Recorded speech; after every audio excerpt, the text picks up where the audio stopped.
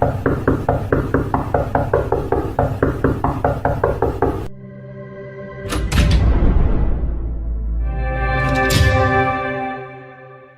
I please go through the door? Do you have a V.I.P. backstage pass? Yes, I do. Can I see it? Here it is. You may enter the gateway.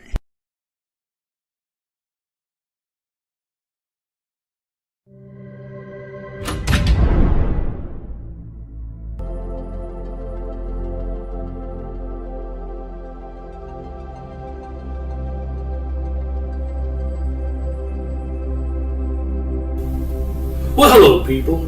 My name is the V.I.P. Jeremy Flatt, and I am here to welcome you for the very first time to my podcast.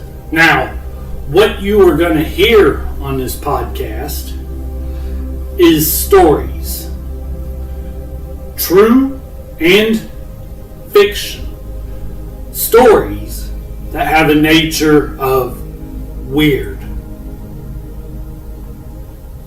creepy, scary, paranormal, supernatural,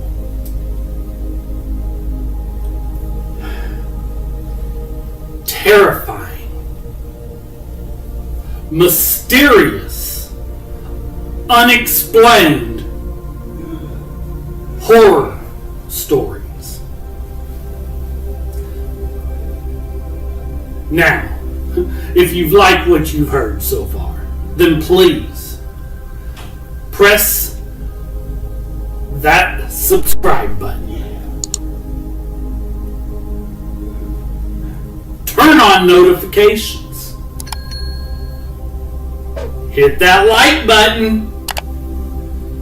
And please, people, everyone, please leave a comment. Now, once again, like I said, if you like what you've heard, please press like, comment, and subscribe.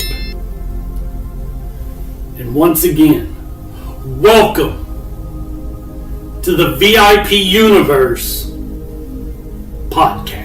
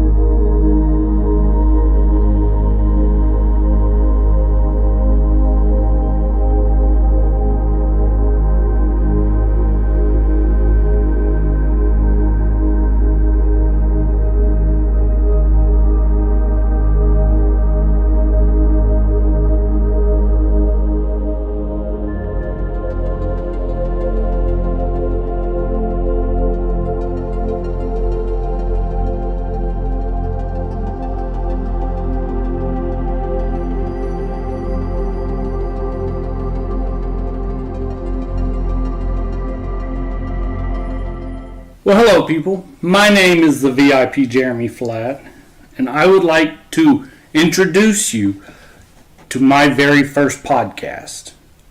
My very first episode to my creepy, unexplained, strange stories podcast. Now, for me to tell this story, I have to go all the way back to the beginning. Back to 1984. Now, my grandparents in 1984 would purchase land in a very small town in East Texas. And the town was called Edgewood, Texas. And this town is in the county of Van Zant. It's Van Zant County.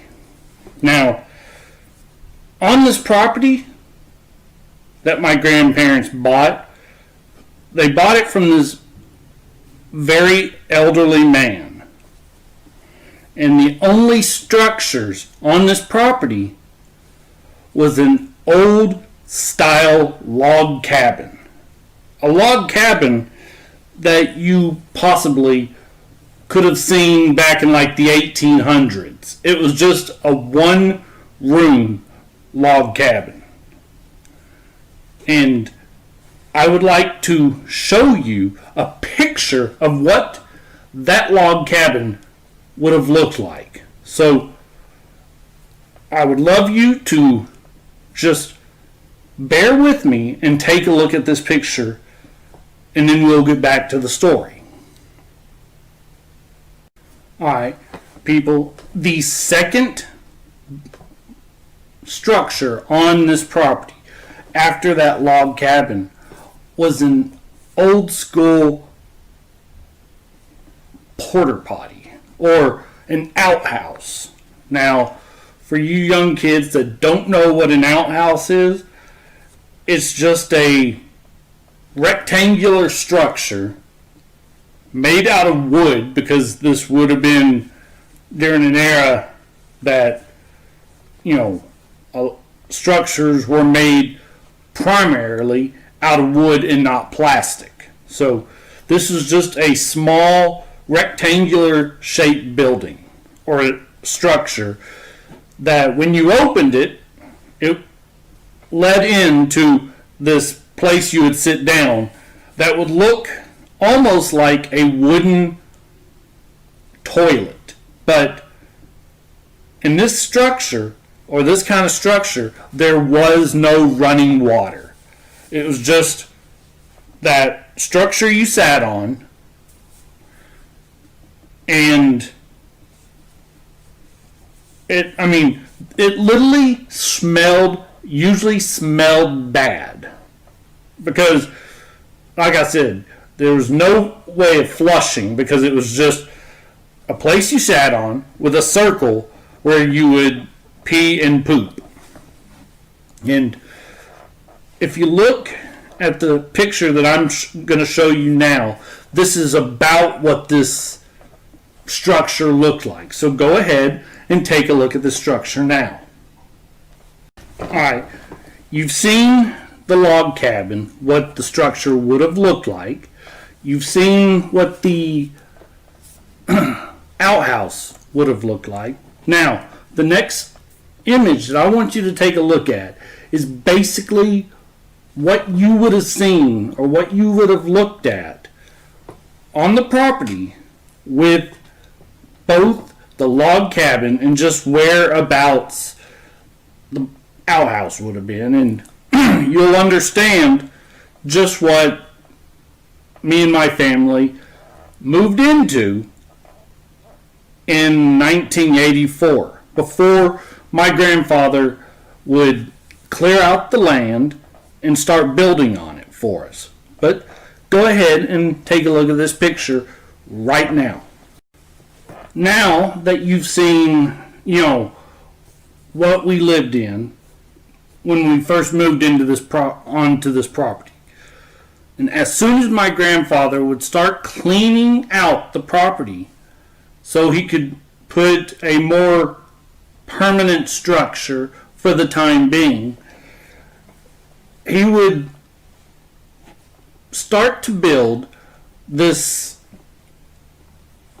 building that again was just one room, but it was the size of two bedrooms put together. I mean, it was that small, but it was a little bit bigger, and this would become known as the Blue Building. And in about 1985, we would move from that log cabin into this blue building.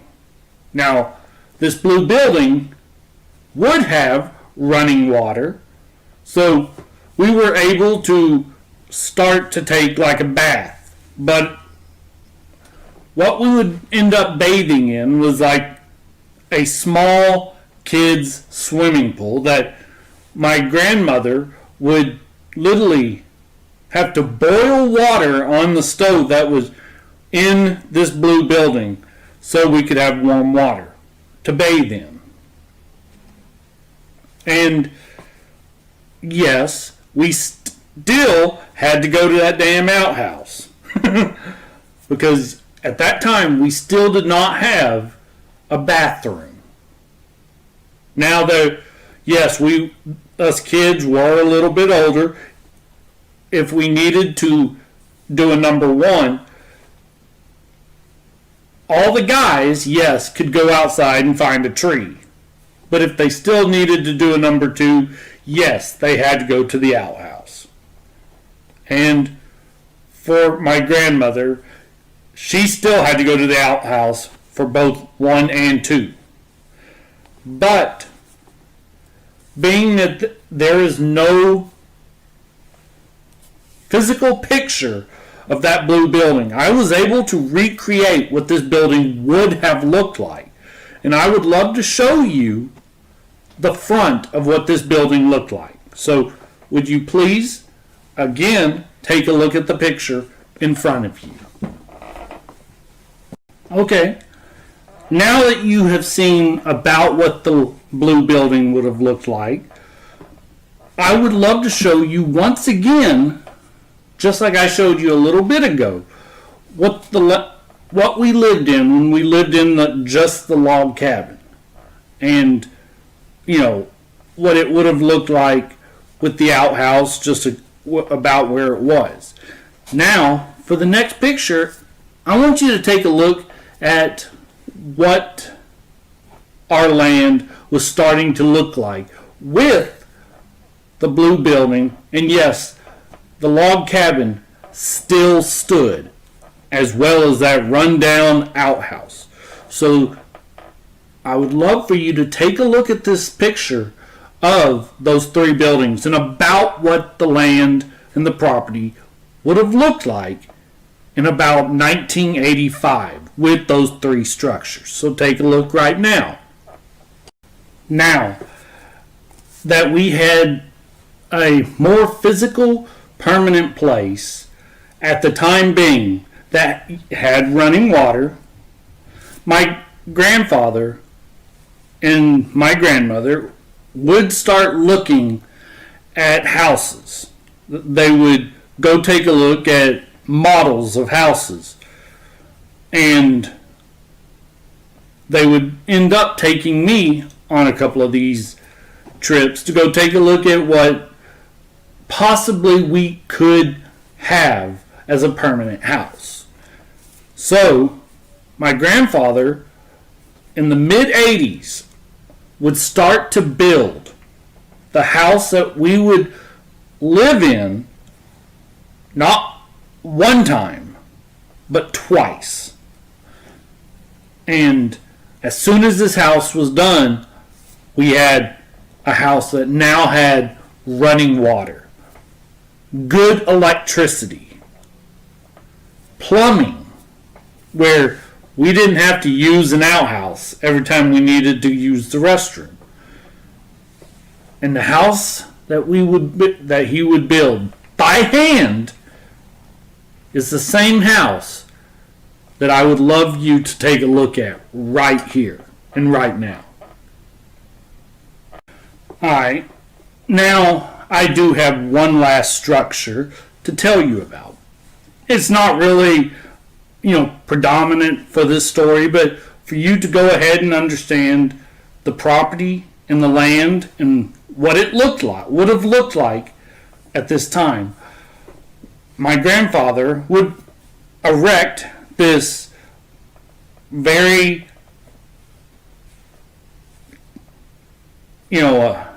the structure, which would be one of those old school tin sheds that you could put like motor oil, you could put, gas cans, maybe a weed eater, just so you could have it at hand when you needed to weed eat like the property. And maybe a push mower. And I would love you to take a look at what it would have looked like, this red tin shed. And go ahead and take a look at it now. I mean, it really doesn't have anything predominant for the story. It's just you need to understand what the land or the property looked like with the structures on it. So again, take a look at this picture right now. To continue, now that you've seen what the main house looked like, and you've already seen about what the tin shed would have looked like, I want you to go ahead and take a look at the main house one more time and about where the tin shed was as well. So now you can see the main house and the tin shed on the front of the property. So go ahead and take a look at that photo now. Again, here's the photo. Now that you know what the property looked like, what the structures looked like, now I can get to the actual details of the 80s section of this story. Now, in 1985 or 86, actually I want to say it was 85, I would begin kindergarten in Edgewood, Texas. And on that first day that we would arrive at the school, I would meet the kid that would become one of my best friends. This kid would run up to me as soon as he saw my family open the door. And he was like, "That's my friend." Just meeting me for the first time. And for safety reasons, I'm going to call this kid Joey. Now, me and Joey would become friends and would be almost inseparable. My family and his family would become really close because just like me, he was being raised by his grandparents. Because my grandparents during the 80s had legal custody of me. And his grandparents, just like mine, had legal custody of him too. So all through the 80s, we would be buddy-buddy. And around this time as well, my mother would become really close to this family. And we're going to call them the Balls. For, again, safety reasons. And this family would have 2 daughters. And again, for safety reasons, to keep their identities hidden, we're going to call these 2 girls, the oldest one, we're going to call Bunny.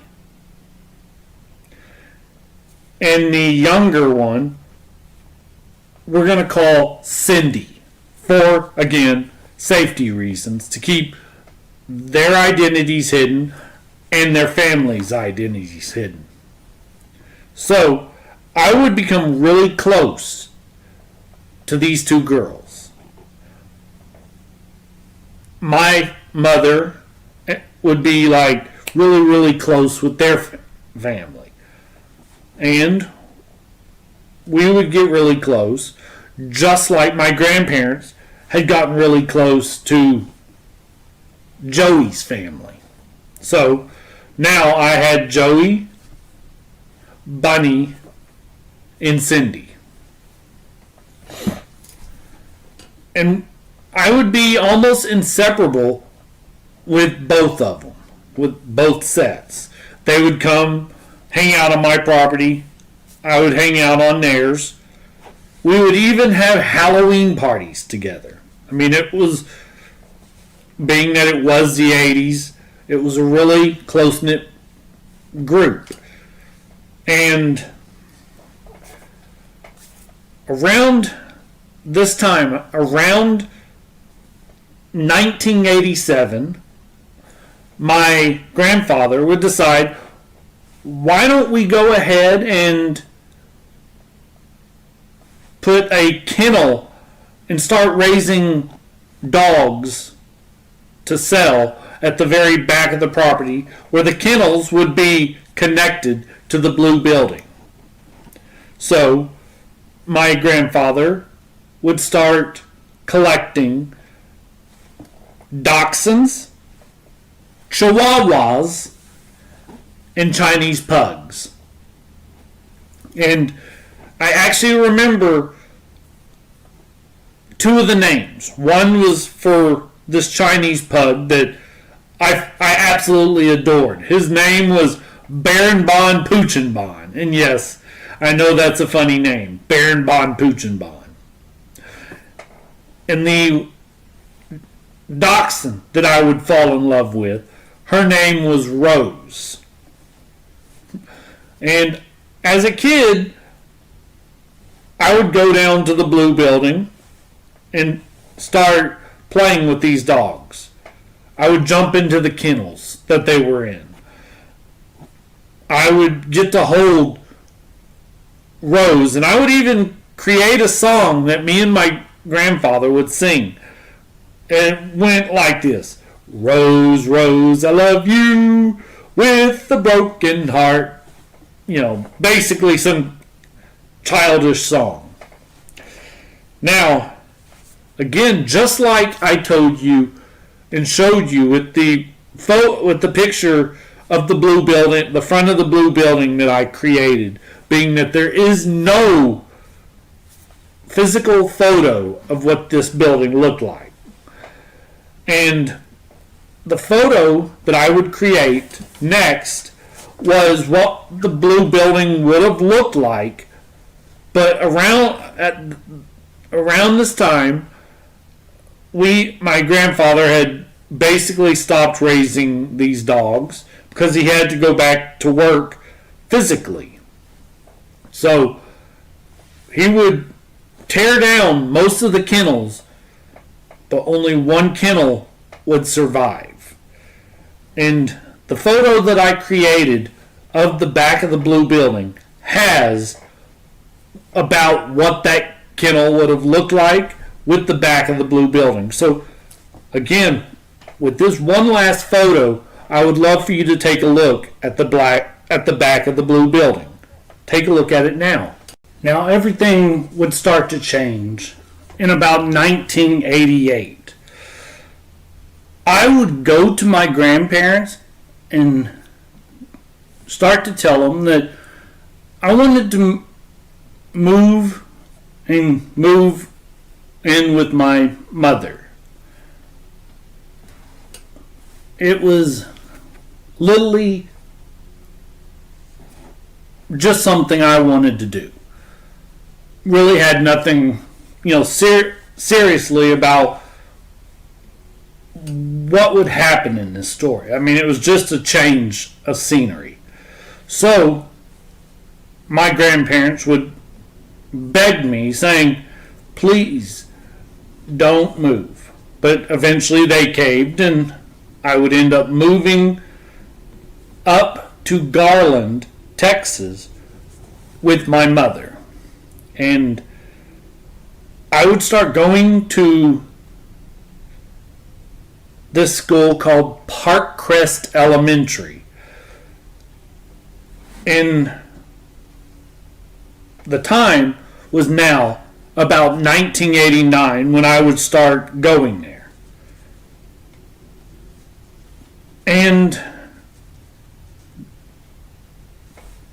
But that's a different part of this story. And I would love for you to right now just take a look at what the whole map of what the property would have looked like by the time I left and moved to DFW or Garland, Texas. And take a look at this picture right now. Now for a few words from our sponsor.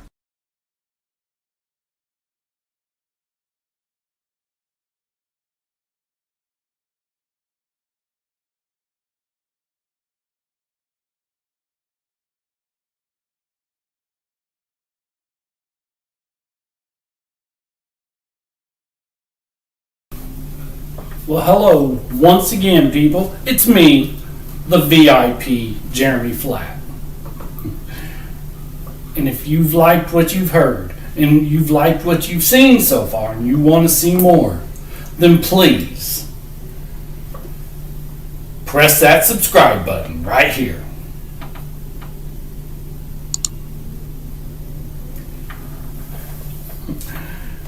Again, if you've liked what you've seen and what you've heard and you want to see more, then please, people, hit that like button right here.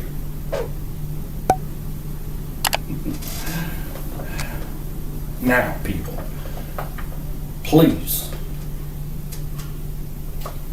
for us and for yourself, if you want to be able to be told whenever new stuff is out, then please press that notification button right here.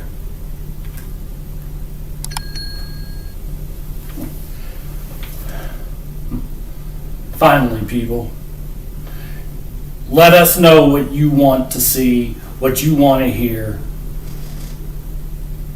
And all you have to do is leave us a comment.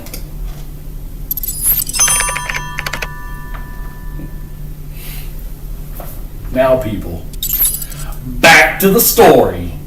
Alright, just like I said a couple of seconds ago, that in 1988, I would go to my grandparents and say, I wanted to move to the city with my mom.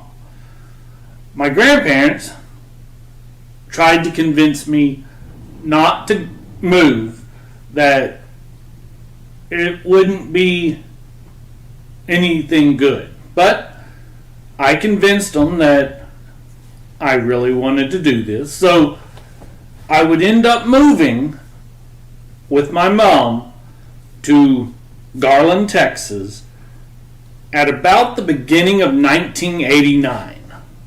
Now, the reason I'm telling this part of this story is because really, there isn't anything significant except for when my grandfather decided to retire. Now, I'll get to that in just a second. So, in 1989, we would move in to this house. I don't really remember where it was. We were there for a little while, and then around 1990, we would move into a new place. Again, it didn't last very long. And then at the beginning of 1991, we would move into this place near, at that time, a small movie theater. The reason I brought this up is because during 1991, I would end up walking to that movie theater many times to go see the movie Teenage Mutant Ninja Turtles 2 Secret of the Ooze. Nothing really special about that. Just I would go to and from that theater multiple times. Which there was also in that same parking lot a Blockbuster Video. And for you young kids, a Blockbuster Video is a place that you could go every Friday night with your parents and rent movies. New releases, old releases. You could rent video games. So, I would go to and from that parking lot many times to rent movies, to go to that theater, and then also in 1991, being that during the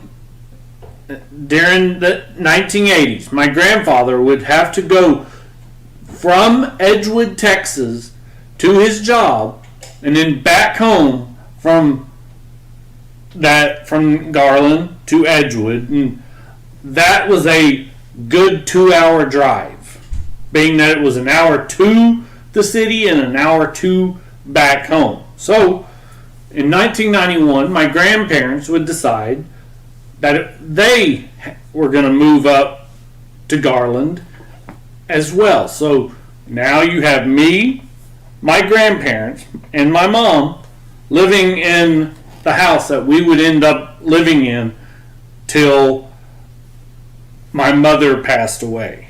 But that's for a different story, for a whole different time. And at the beginning of 1992, my grandfather decided that it was time that he was going to retire. So he would work a little bit more right up until the point of the 1991 and 1992 school year would come to an end. And that summer, me and my grandparents would decide to move back to our hometown in Van Zandt County of Edgewood, Texas.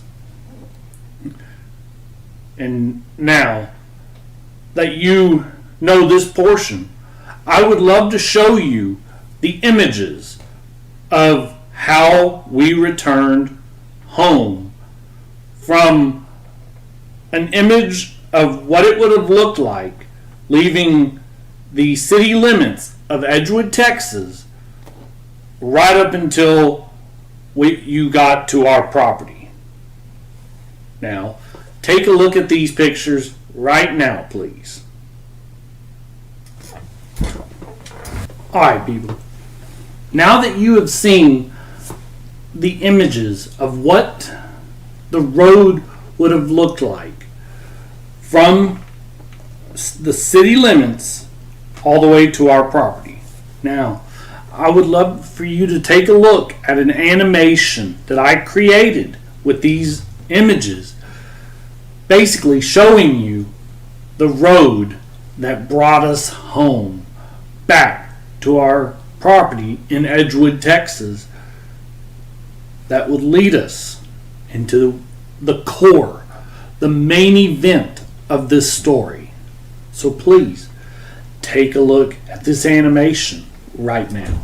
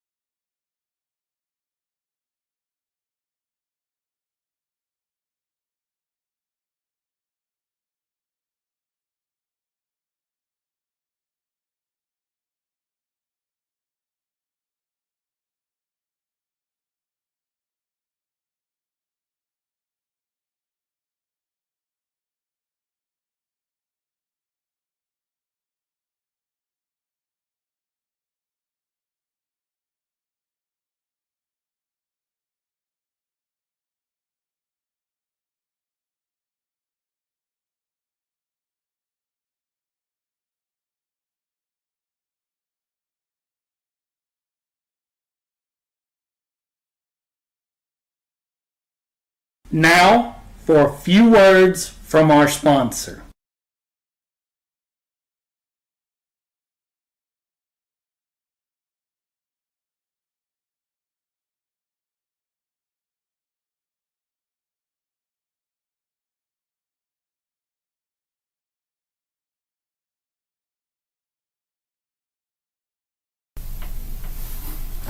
Well, hello, people. It's me, the VIP Jeremy Flat, one more time. And if you've liked what you've heard so far, then please press that like button.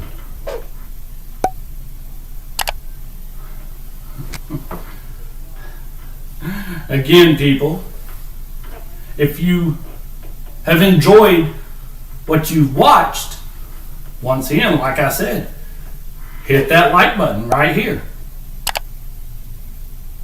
Now, if you, whatever you people want to hear and listen and see, all you have to do is leave us a comment.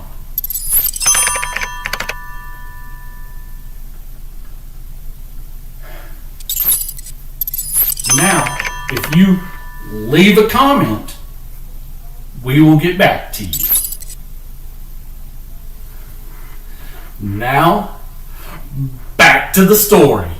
Alright, people, I brought you up bit by bit in this story from the 80s and how my family's property got developed to when I would end up moving in with my mother, and how just a few years of that would go on and my grandparents would move up and move in with us as well, so my grandfather could continue working where he didn't have to make a 2-hour drive to and from his job, where he could just stay close to his job until he was ready to retire. And how he decided to retire in 1992 and us eventually moving back to our hometown.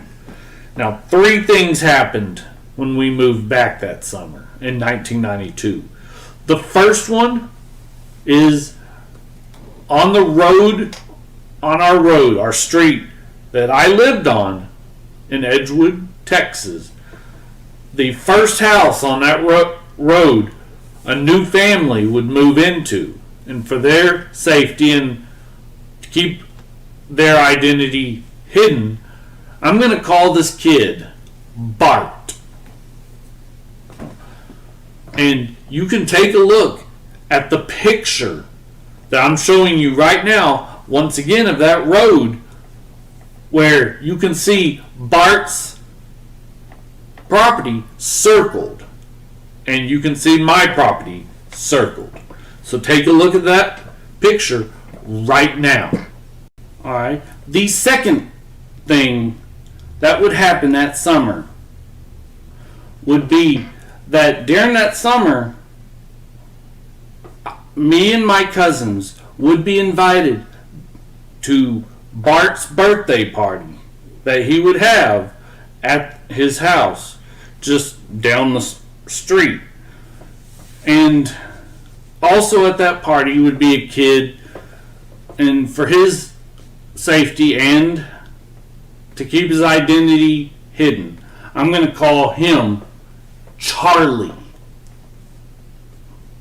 Now, at this birthday party, we would be at that time playing a bunch of regular NES Nintendo games, and I would be pretty far in one of these games, and the rest of the kids, including my cousins, had already decided that they wanted to go outside and play like freeze tag or something. And Charlie came to me and said, if you do not want to play tag with us, then go home.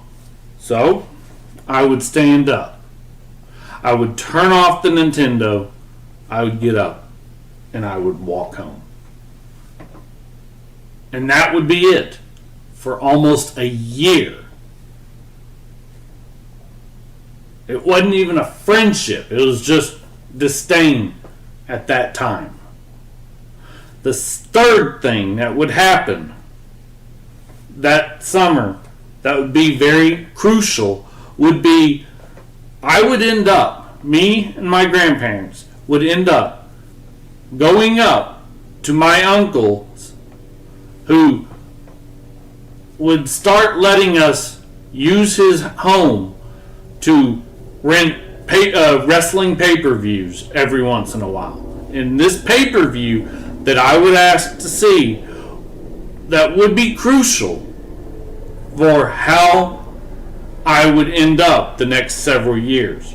And that pay-per-view was the 1992 WWF, or WWE now, SummerSlam. The SummerSlam that would take place in London, England, at the great Wembley Stadium. And this pay-per-view would be main evented by Bret the Hitman Hart, who would defend the Intercontinental Championship belt against hometown hero, the British Bulldog, Davey Boy Smith. That would set me on a path that would create what we would do just a few short months later. And after that pay-per-view and after the school year had started for the 1992 to 1993 school year, my grandfather during that time would take half of his workshop, half of that blue building that I showed you earlier, and carpet it down.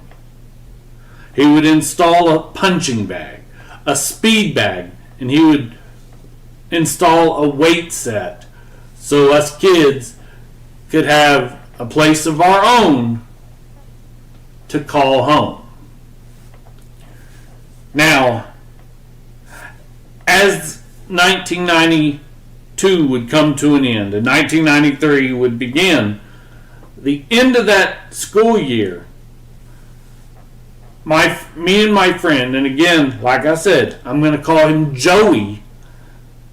Me and Joey, who always loved to go explore the woods, would go explore the woods this one day. We would come upon what a lot of people would call a burn pile. And what we saw in this burn pile was a couch that somebody had just thrown away that they were getting ready to burn. So me and Joey would grab those cushions to that couch and carry them back to the blue building. We would ask my grandfather if we could borrow a crowbar each because we wanted to go back to that couch and rip it open. The reason we asked for those crowbars was one of two reasons. One, we wanted to use them to pry that couch open. The second was when we did pry that couch open, if something came slithering out, we wanted to have something heavy and hard to whack it in the head. Luckily, nothing slithered out of that couch, but what we found was priceless. What we would find is an old couch bed. We would take that mattress back to the blue building and we would start to set up a makeshift ring on our side of the blue building.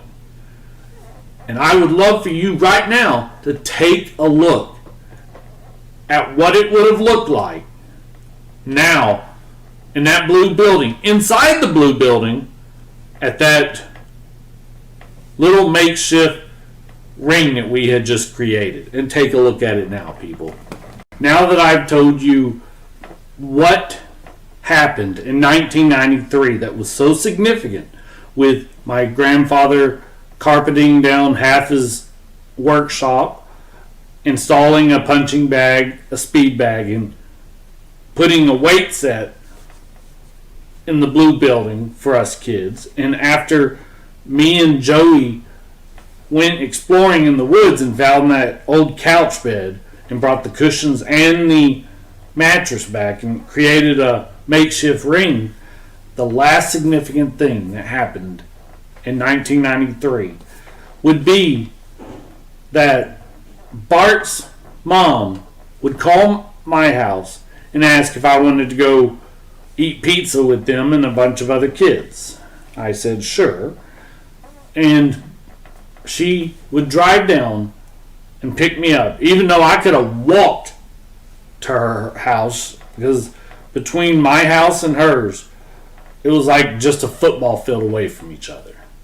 But when she picked me up and we all made it to this pizza place in Canton, Texas, an old familiar face would resurface. That kid that just months prior, in 1992, in the summer of 92, told me if I didn't want to go play freeze tag or play tag with them, that I should get up and just go home. Now, everything was nice and everything was respectful, no hard feelings. But as the pizza party wound down, Bart, and I had asked Bart if he wanted to come spend the night with me. He said sure. So after Bart's mom would drop off all the other kids, she would take me and Bart to my house, and we would walk in with stacks full of pizza boxes. And as soon as we walked in, my phone started ringing. It was that kid, Charlie. I don't know how, to this day, I still have no idea how he got the number. But he would ask if he could come and spend the night too. I was not really sure what to say. My grandfather asked if he could talk to him, and so I handed my grandfather the phone. He would talk to Charlie and ask, "Where exactly do you live?" After talking with Charlie for a little bit, my grandfather said, "Okay, I'm going to go pick him up." After that day, me and Charlie were literally the best of friends. Almost like brothers. To this day, we are still brothers. And from that point, from 93 to basically the end of 97, it was not unusual for people to walk down and want to hang out in the blue building with all of us if we were down there. So it was normal that every once in a while kids and adults would walk to the door of the blue building, knock, and say hello and ask if they can come in and visit. Now, I created an animated video of what that would look like. So people, take a look at that video, and you'll see how normal it was for people to knock and say hello.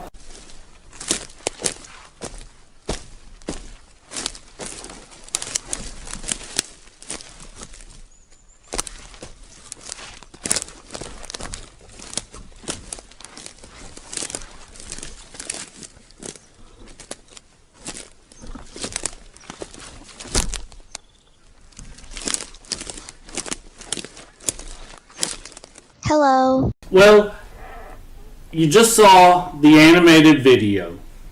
Now, I want to show you two pictures of that scene with somebody standing at the front door of the blue building. One with the riding lawnmower that usually was in front of the door, and then the other picture of what the blue building would have looked like without the riding lawnmower there, with that same image of someone standing at the front door. So take a look at those two pictures right now, and you'll see really how normal it is for people in the country to have visitors. I'm going to show you another animation, but this time an animation with what it would look like if an animal came up to the door of the blue building. Now, the thing is, being that I grew up in the country, it wasn't unusual for coyotes, wolves, bobcats, but those kind of animals would not come to an area that was predominantly dominated by human beings because of the fear that they might be hunted. So most of the time, animals that would walk up to the door of the blue building would have been like dogs, people's house pets. Now, I want you to take a look at a video, just like the one I showed you a second ago, of how it would have looked if a person walked up, knocked on the screen door of the blue building and said hello. I want you to take a look and see what it would have looked like for a dog to walk up. So go ahead and take a look at the video right now, and you'll see what I'm talking about, how normal it is for a dog, for a house pet, to come up and say hello to you.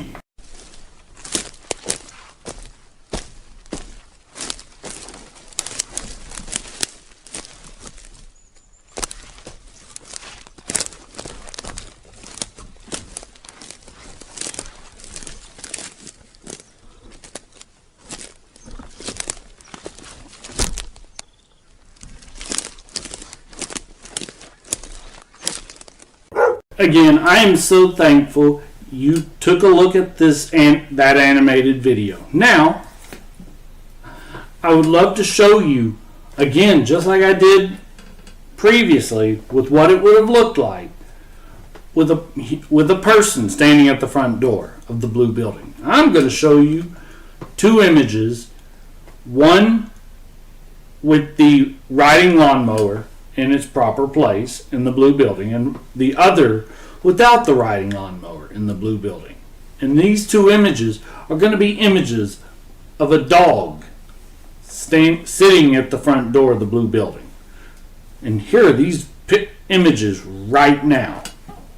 Now that you have heard the setup, the backstory of my hometown, my home that I grew up in during the 90s in Edgewood, Texas.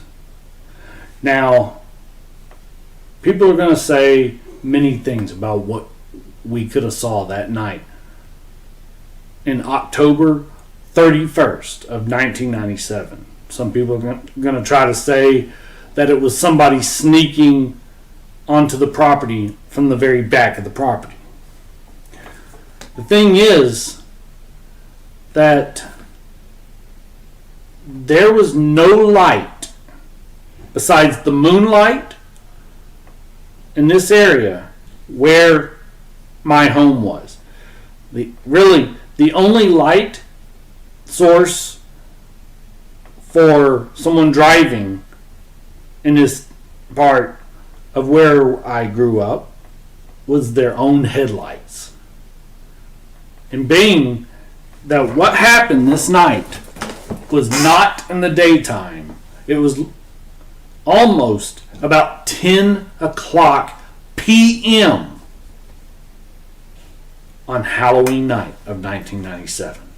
Now, I want to show you, before I show you what the main event looked like, I want to show you what it would have looked like. Again, I'm going to show you the drive from exiting city limits to where I grew up.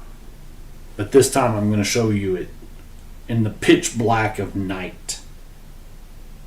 Take a look at that animation clip now.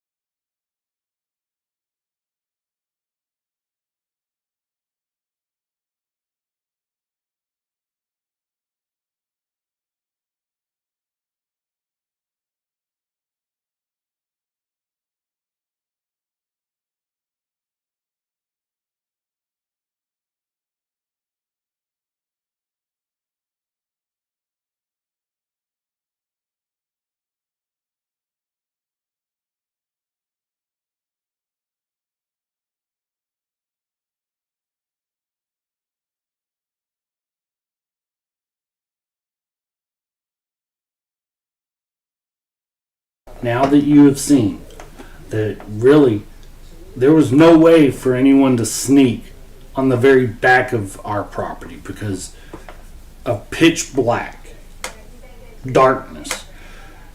And if somebody would have pulled into the area that they might have been able to walk in and sneak on, you would have seen their headlights.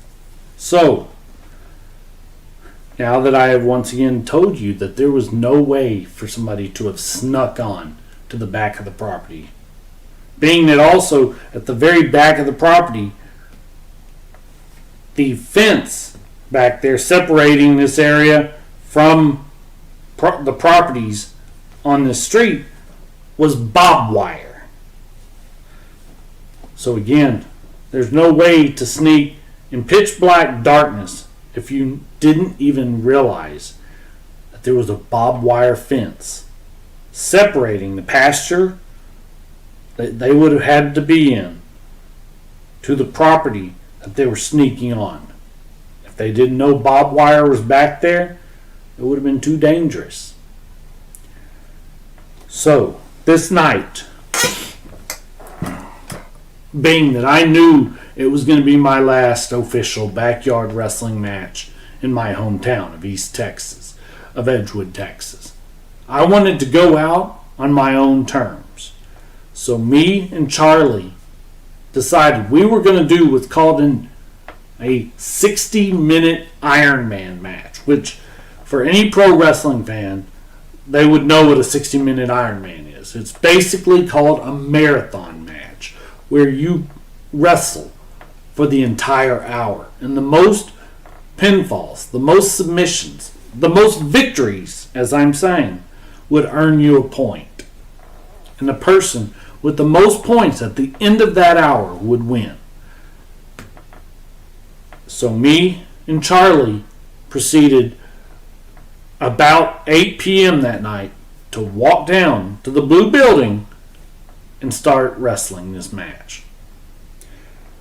Being that we were wrestling and, being physical for an entire hour, we never even realized that during that time, something had been scratching or knocking at the back doors of the blue building, which again were locked, and the doors were wide enough so a riding lawnmower could leave the buildings. But at 8 p.m., those doors were locked. So once we were done wrestling, the second strange thing started. Again, that's when we started to hear what sounded like knocking or scratching at the back door. And this is where it gets even creepier. Moments after hearing this knocking and scratching, we would start to hear footsteps. Not one set of footsteps, but two start going around and walking toward the front door of the blue building. That's what's even stranger. We would hear one of those footsteps turn around and run back to the back of the blue building. And that is when we would hear something or somebody throwing their body at the door of that back door, trying to break the door down.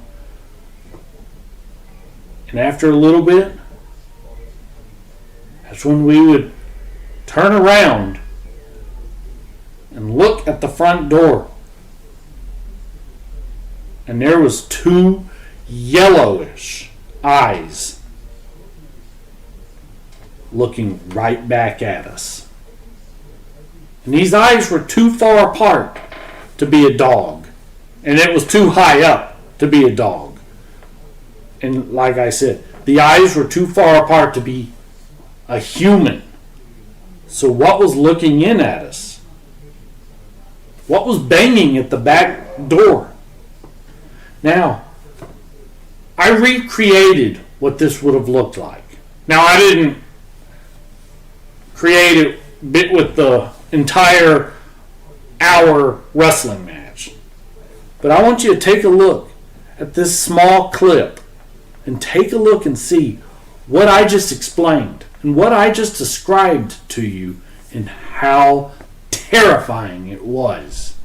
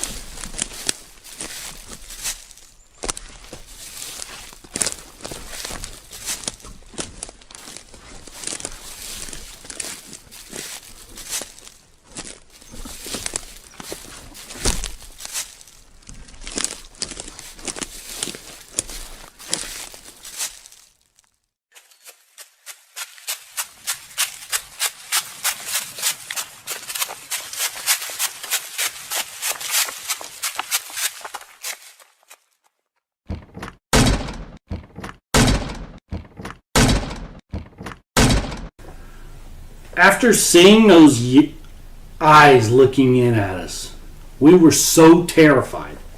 Now, you should understand that we were two rugged, hardcore teenage boys. That something like this should not have scared us this bad. But after seeing and hearing what we saw and heard, we were both screaming at each other, "Please lock the screen door." To the point that we realized what we heard trying to bang down the back door, if that was the same thing that was looking in at us, what would stop that thing from ripping that screen door open? So eventually, both of us made the decision that we were going to leave the blue building, being that you could lock the blue building from the inside and when you shut the door, being that the only way to unlock the door of the blue building was by the key. So I told Charlie, bro, you exit that screen door first. You leave the blue building first. I'm going to shut the front door. I'm going to lock the door and turn off the lights in one fluid motion. So after he left the blue building and I left the blue building, we started to run as fast as we could from the back of the property to the front of the property where there was light that we could see back. And when we turned and looked and saw what looked like two shadows looking back at us from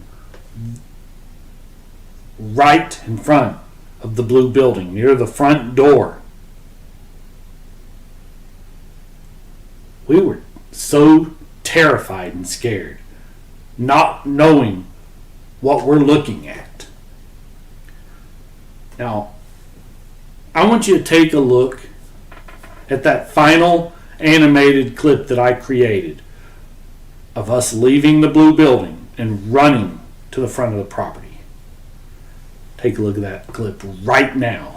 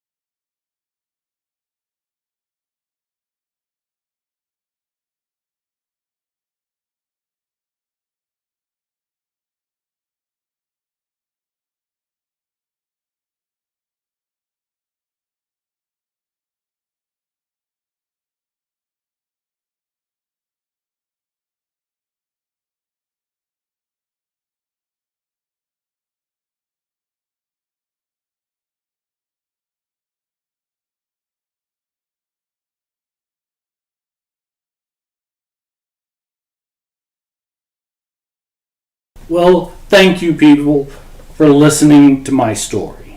Thank you for letting me tell you this story.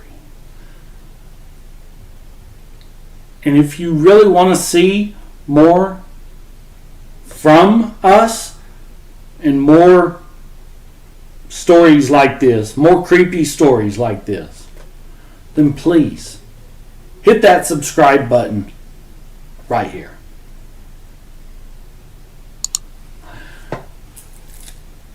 And if you want to get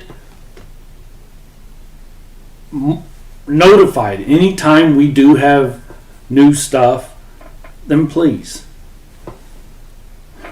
hit that notification button right here. And again, please, if you enjoyed this, then please hit the like button right here. Now, people, I would love to hear what you think that we saw that night, what we heard that night on October 31st, 1997. And please, I would love to see and read your comments about what you think. So please, leave a comment.